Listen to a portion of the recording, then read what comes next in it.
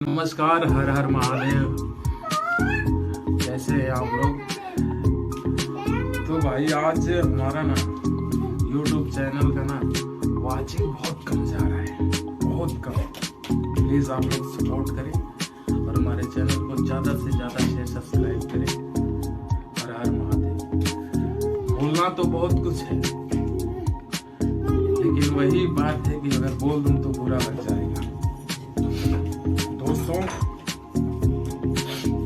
बहुत मेहनत करते हैं यूट्यूब पे, लेकिन कोई मतलब ही नहीं निकलता, कोई मतलब ही नहीं। इसीलिए टाइम भी निकालो, वीडियो बनाओ, और जब व्यू नहीं आते, सब्सक्राइब नहीं बढ़ता, तो फिर यार मन नहीं करता वीडियो बनाने का। प्लीज़ आप लोग हमारे वीडियो को शेयर सब्सक्राइब करें, लाइक करें। हर हर महादेव, जय शिव शंकर। तो बता दूं, वीडियो में अब बढ़िया एडिट हो रहा होगा, और हमारा से खराब एडिट जो दबा वीडियो देखा था तो लाखों में ज्यादा बा हमारा अच्छा वीडियो। तो माई के गाले जाओ, सबके प्रणाम, सबके माई बहन के बोल लगा था हर हर महादेव, जय शिव शंकर, जय सीताराम।